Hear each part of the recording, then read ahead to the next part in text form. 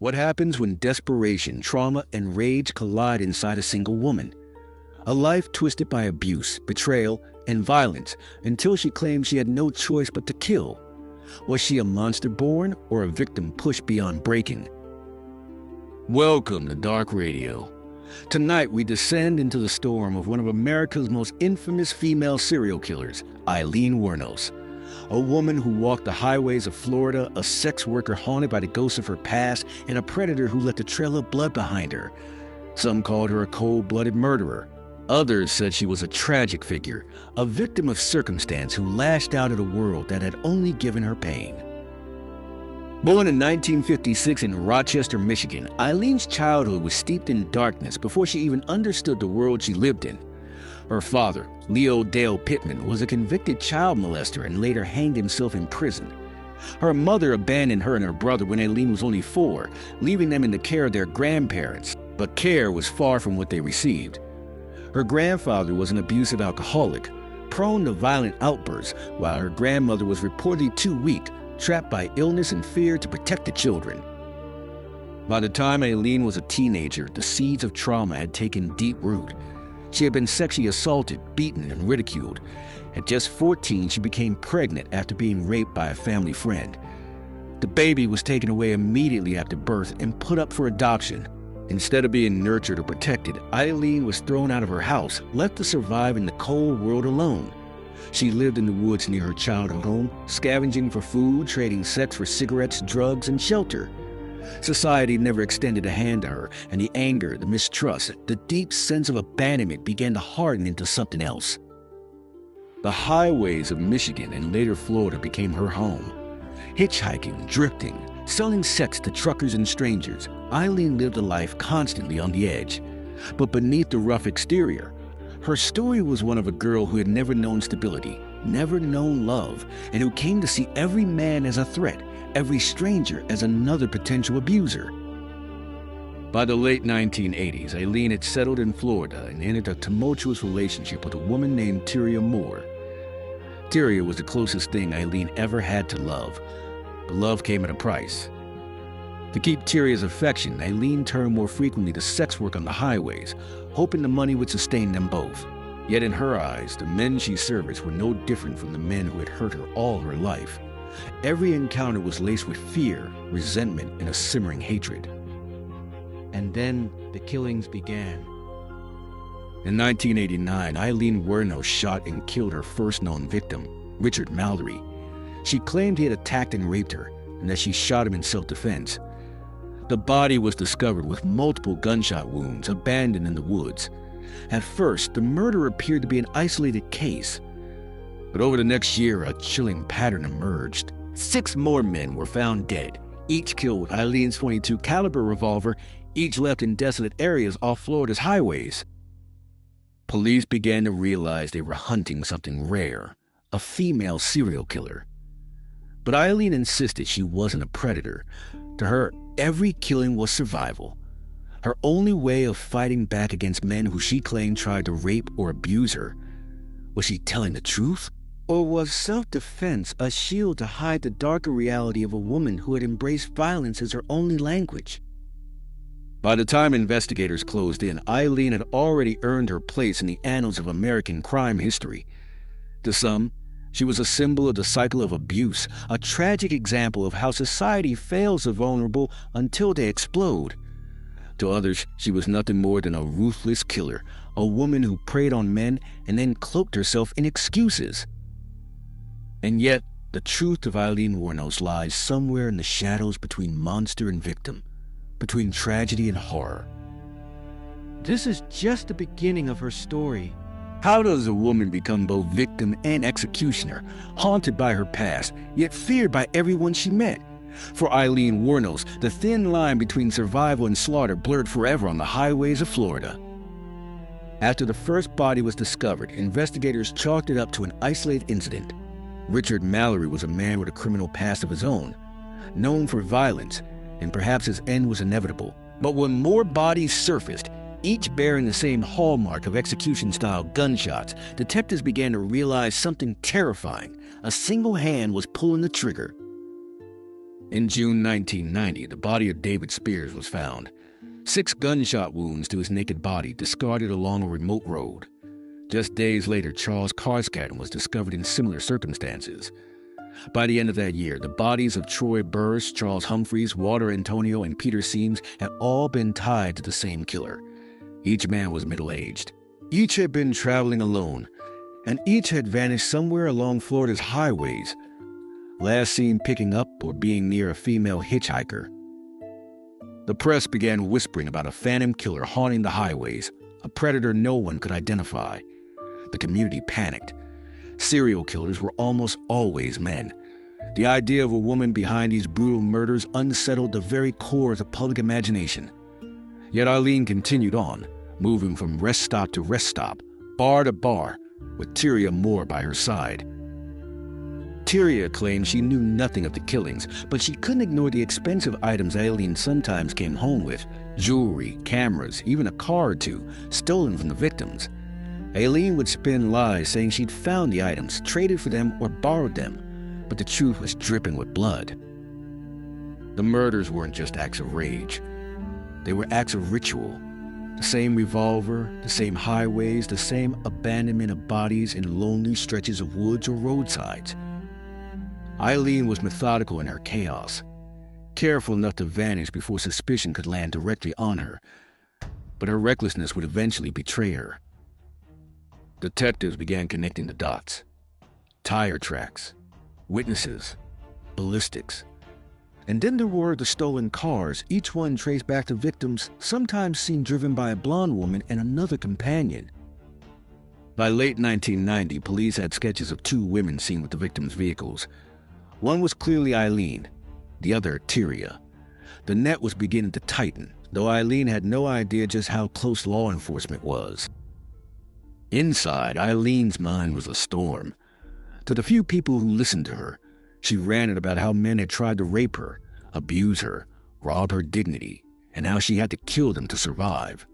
She portrayed herself as the eternal victim, striking back at her abusers. But even her own words betrayed cracks in her story. Some of the men she killed were elderly, frail, or unlikely threats. Some bore multiple gunshot wounds to the chest and head, not the actions of someone desperately fighting for her life, but of someone determined to end another's. Her relationship with Tyria began to unravel under the weight of secrets and paranoia. Tyria suspected the truth, but clung to Aileen out of dependency and fear. Aileen, meanwhile, worshipped Tyria, desperate to keep her close, willing to kill again and again to provide for her. This toxic bond bound them together, even as police circled like vultures overhead. In November 1990, everything began to crack. Peter Seams, a 65-year-old man, disappeared. His car was later found crashed, and witnesses saw 2 women fleeing the scene, women who matched the composite sketches police already had. Fingerprints lifted from the abandoned car matched only one woman, Aileen Wuornos. It was the beginning of the end. The investigation shifted into overdrive. Detectives now had a name, a face, and a trail of blood spanning the state of Florida. The killer was no longer a faceless phantom on the highways. She was real, she was dangerous, and she was closing in on her own downfall. But Aileen still thought she could outrun fate. She still believed her narrative of survival would shield her, that no jury could convict a woman who claimed she was defending herself. She had no idea how far this system would go, and how close Tyria Moore, her only love, would come to betraying her. Because when the police finally cornered Aileen, they wouldn't do it alone. They would use the one person she trusted most, and that betrayal would cut deeper than any bullet. What happens when love turns into betrayal?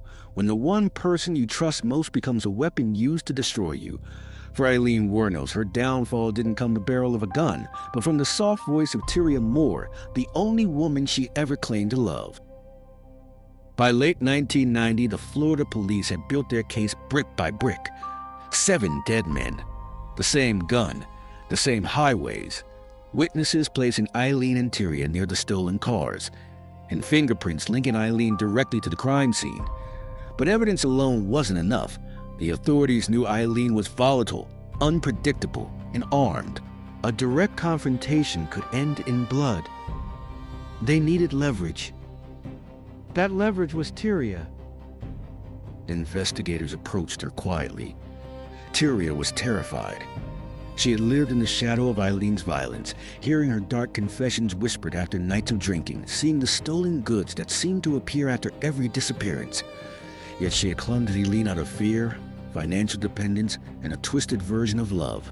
Now the police offered her a way out: immunity, protection, and freedom, but only if she helped bring Aileen down. Tyria hesitated, but she knew deep down there was no other choice. To save herself, she would have to betray the woman who had killed for her, stolen for her, sacrificed everything for her. The trap was set. In January 1991, Aileen was arrested at a biker bar called The Last Resort. The name itself felt like fate, the end of the line for a woman who had run from her demons all her life. Detectives didn't immediately confront her with the murders. Instead, they leaned on Tyria. From the safety of a hotel room, wired with recording equipment, Tyria called Aileen. Her voice was shaking, desperate, pleading for Aileen to confess. "They'll come after me," she said. "You have to do something, Lee. You have to help me." For days, these calls continued. Aileen, sensing Tyria's fear, grew agitated. She loved Tyria more than anyone in the world, and the thought of her being dragged into the investigation tore at her. Finally, after hours of manipulation, Tyria's words pushed her to the edge. Aileen's voice cracked over the phone. "I did it, Ty. You don't have to worry. I'll take the fall for it all." It was a confession investigators had been waiting for. And it came not from threats, not from interrogations, but from love weaponized against her. Tyria's betrayal was complete. When Aileen was formally interrogated, she tried to frame the murders as self-defense. She spoke with a strange calmness, claiming each man had tried to rape her, abuse her, or take advantage of her. She said she had no choice but to kill them. In her mind, she was not a serial killer. She was a woman fighting back against a world of violent men. But the evidence painted a different picture. Multiple victims had been shot repeatedly, some in the back, some while defenseless. Their possessions had been stolen, their cars sold or abandoned. Prosecutors built their narrative around greed and rage, not survival. The public was captivated. The idea of a female serial killer was shocking, almost unthinkable. Newspapers dubbed her the damsel of death. The press painted her as both a monster and a tragic figure, a woman who had turned her lifetime of abuse into a bloody rampage. She was vilified, sensationalized, and dissected in every headline. Yet beneath the circus, the real woman remained complex. Aileen raged at the system, cursed at her lawyers, and lashed out at anyone she thought betrayed her. But in quiet moments, she spoke of loneliness, of despair, of a lifetime of abandonment that had left her unable to trust, unable to heal. Her story resonated with some, especially women who saw in her the echoes of abuse they had survived themselves. To them, Aileen was not a monster, but a warning, a victim who had cracked under unbearable weight. The trial began in January 1992. The courtroom was packed, cameras rolling, journalists scribbling down every word. Aileen sat at the center, her hard eyes scanning the room, unflinching. She pled not guilty to murder, insisting on her claim of self-defense. But the state had an ace up its sleeve. Florida law allowed what was called similar fact evidence, meaning prosecutors could present testimony about all of Aileen's alleged murders, even though she was being tried for just one at a time. This was devastating. Jurors were not just hearing about Richard Mallory's death. They were hearing about Spears, Carscadden, Burress, Humphreys, Seams, and Antonio as well. One case bled into the next, and suddenly Aileen wasn't defending against a single charge. She was defending her entire bloody legacy. Her defense team struggled. How could they convince a jury that all 7 killings were acts of self-defense? That each man just happened to attack her, and she just happened to end them with a revolver? It was impossible. Still, Aileen clung to her narrative. She glared at the jury, hissed at reporters, and spat venom at her accusers. But as the evidence piled higher and higher, it became clear this was not a fight she could win. And when the verdict came down, it shattered whatever illusion she still carried.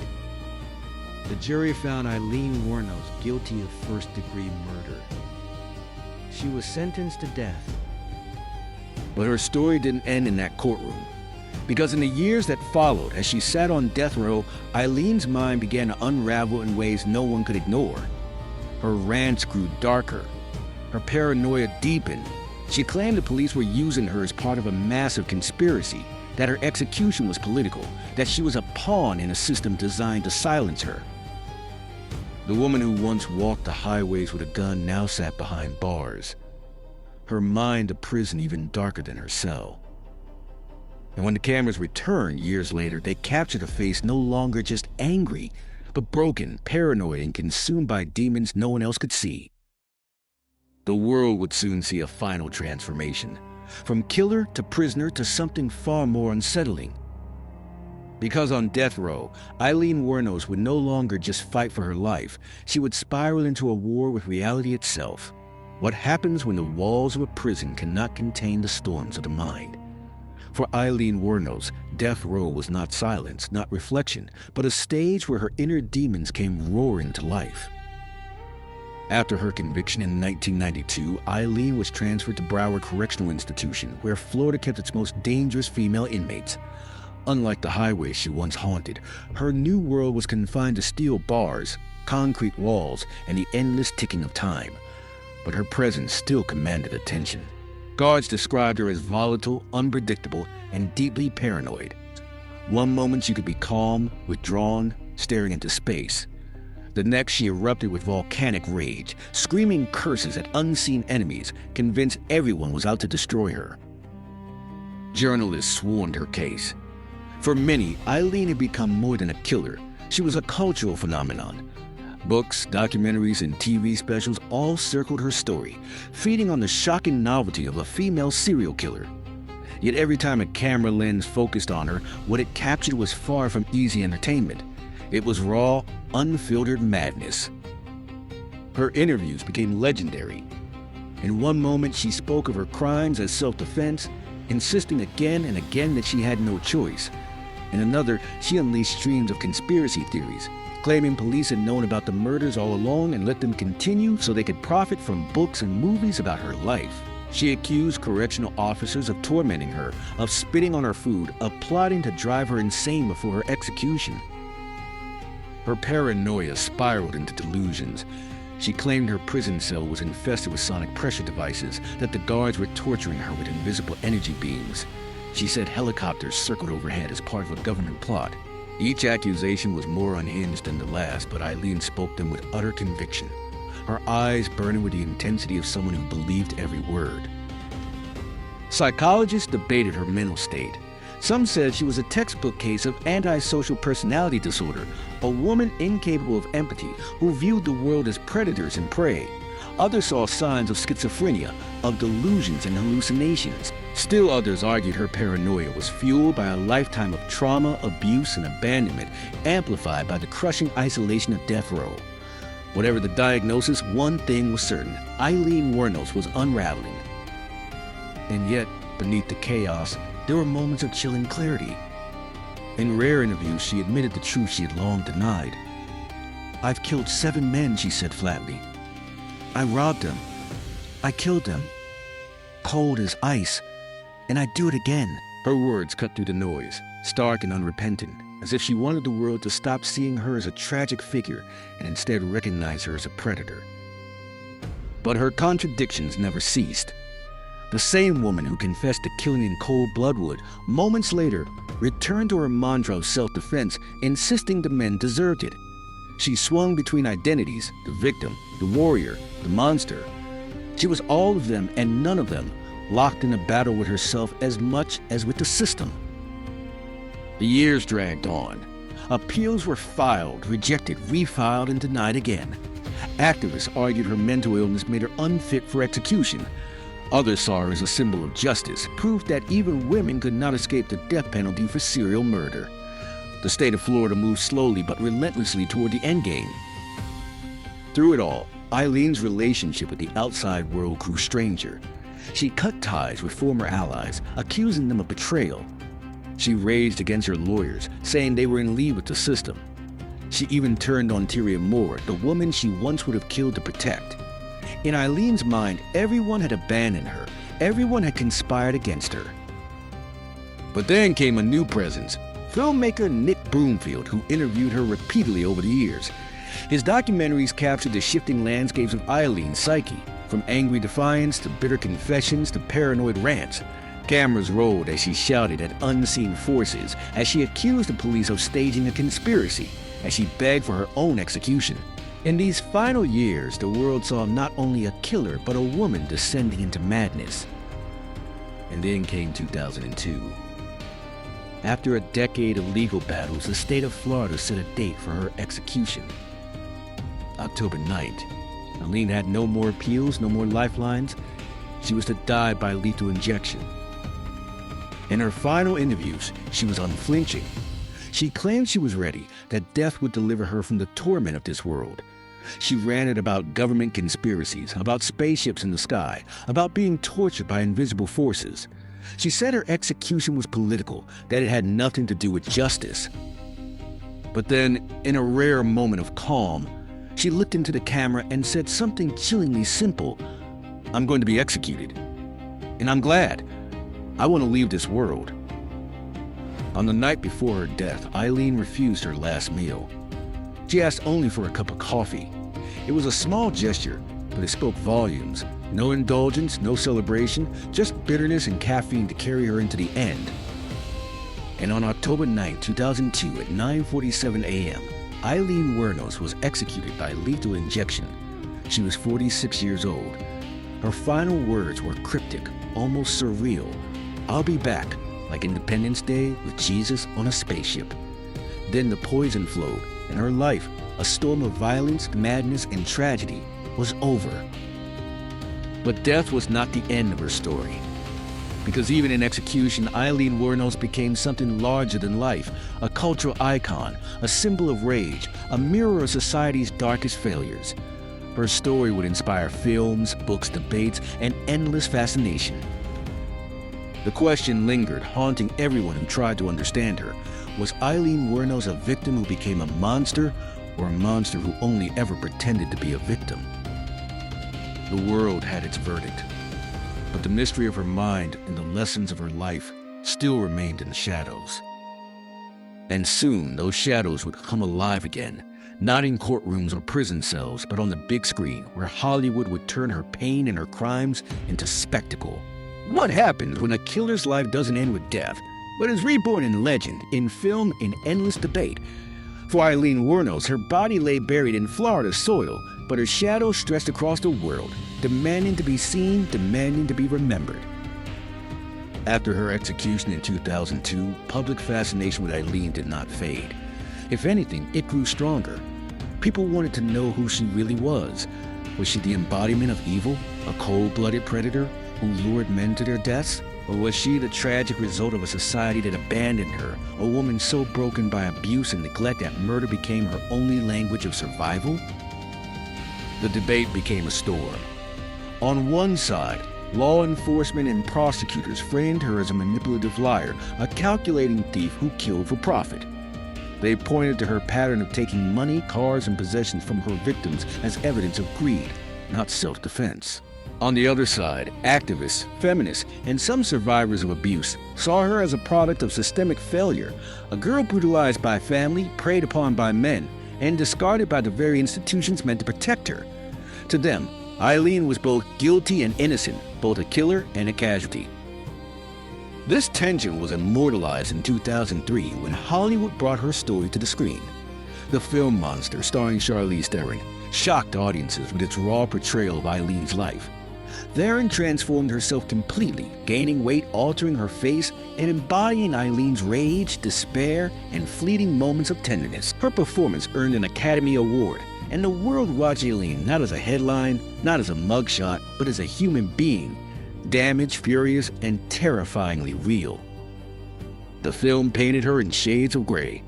It showed the abuse, the prostitution, the moments of love with Tyria Moore, renamed Selby Wall in the film, and the spiral in a murder.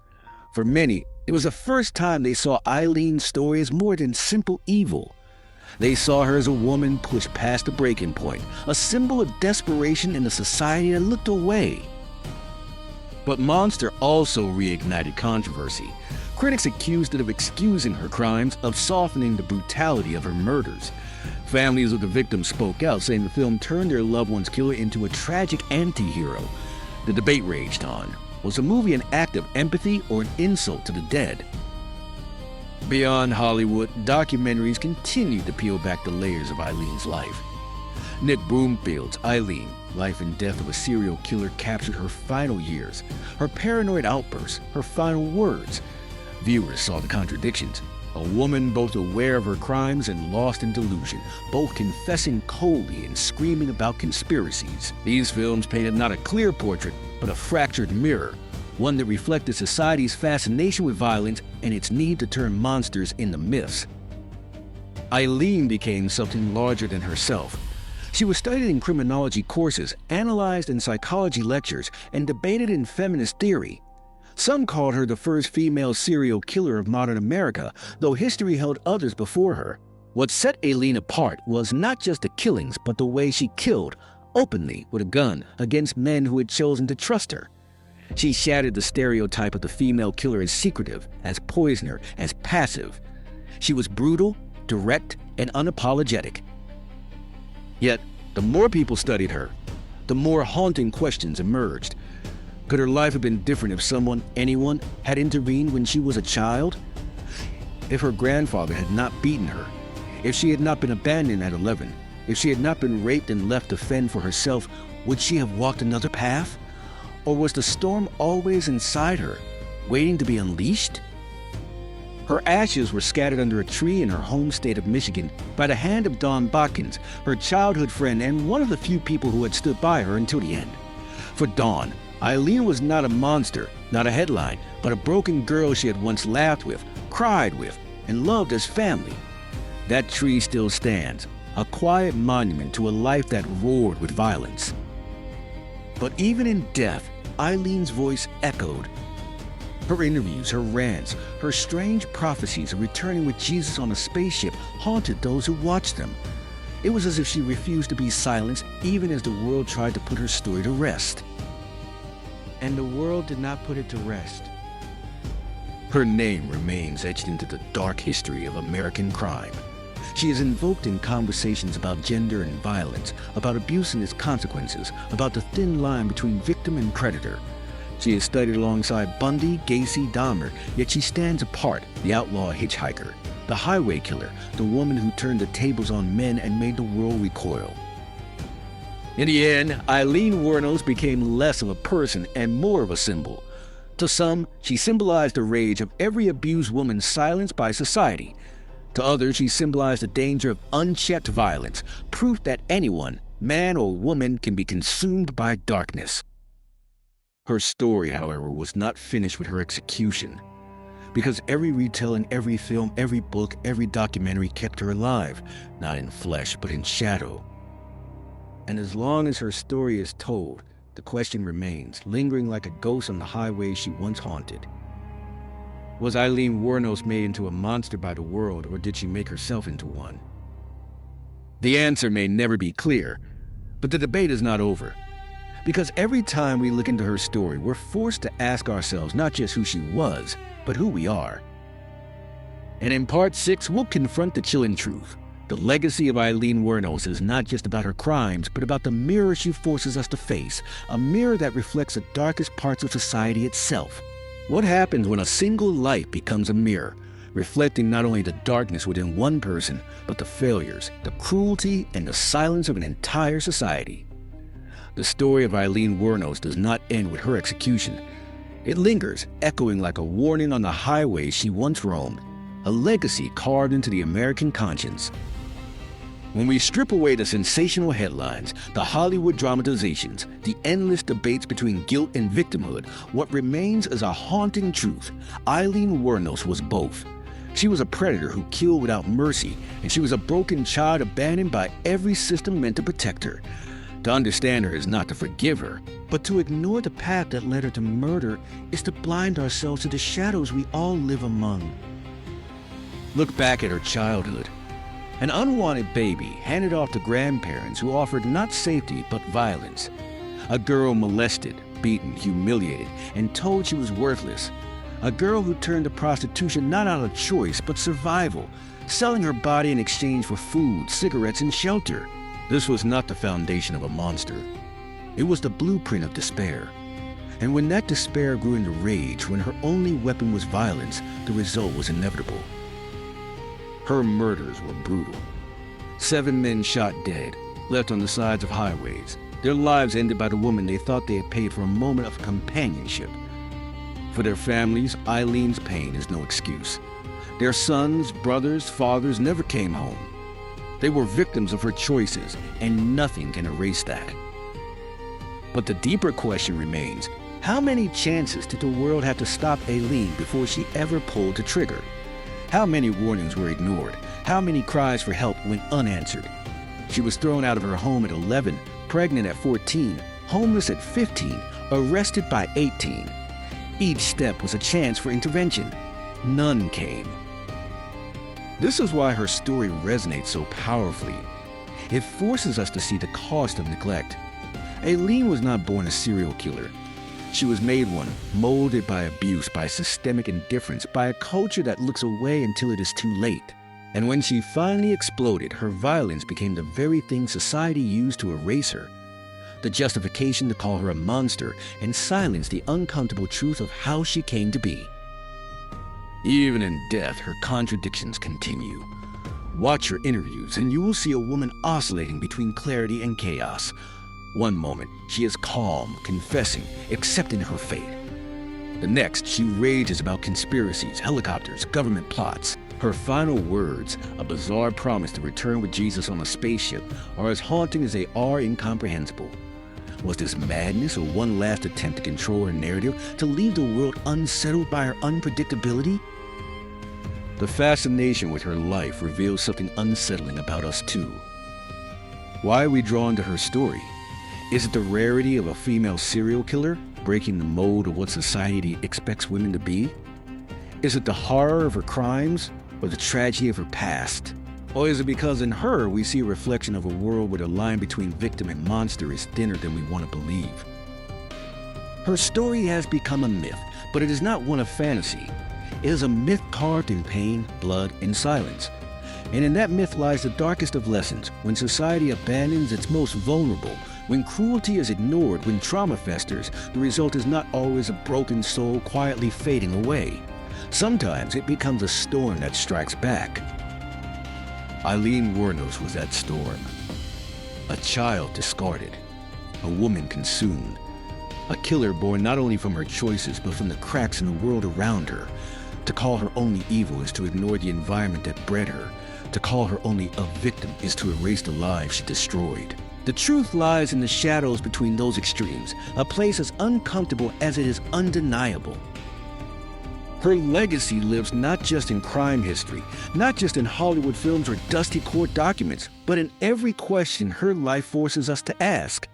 How many other Aileens are out there, unseen, unheard, carrying the same scars, waiting for the world to notice before it is too late? Perhaps that is why her story endures. It is not just about murder. It is about warning, about the cost of silence, about the thin line between survival and destruction. And in the end, Aileen Wuornos leaves us with one final truth. Monsters are not born in the dark. They are made there. Outro CNH. If the shadows of this story unsettled you, you're not alone. Evil often hides behind the most ordinary faces. Subscribe to Dark Radio for more real-life darkness brought into the light. And remember, justice may sleep, but it never dies.